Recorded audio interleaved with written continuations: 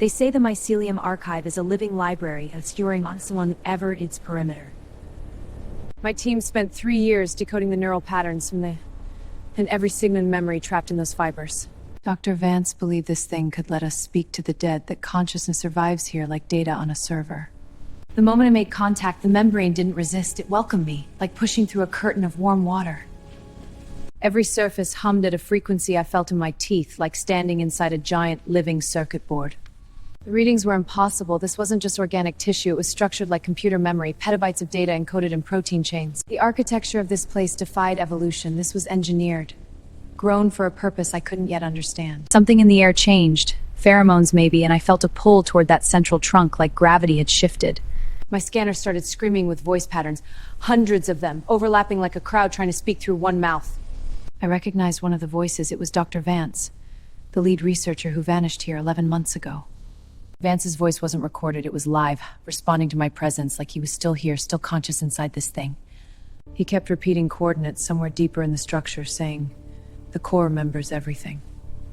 The tunnel walls were lined with thousands of translucent spheres, each one containing a frozen human silhouette.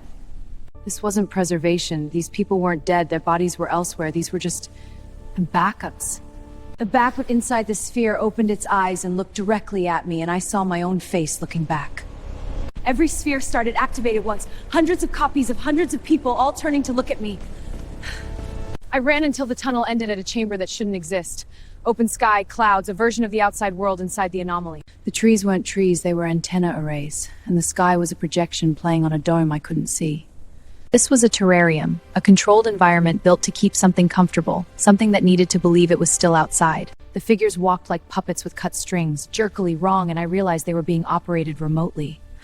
One of them stopped right in front of my tree, and I saw its face. It was Vance, or a copy of him with empty sockets where eyes should be. The ground started vibrating with a pulse that felt like a heartbeat, and I knew the entire structure was waking up.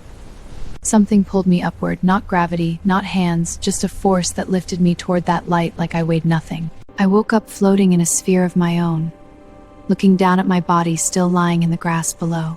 Thousands of other consciousness spheres drifted around me, and I could hear them all thinking, remembering. Vance was there. He had been here for 11 months, but in the archive, time doesn't exist the same way. Every 100 years, the mycelium harvests the consciousnesses, wipes them clean, and plants them in new bodies to live new lives. I found a seam in my sphere, a place where the code was weak, and I pushed until the reality around me shattered. My consciousness slammed back into my body like a drowning person breaking the surface. The mycelium let me go, but I could still feel it, a thread connecting my mind to the archive, waiting for the harvest.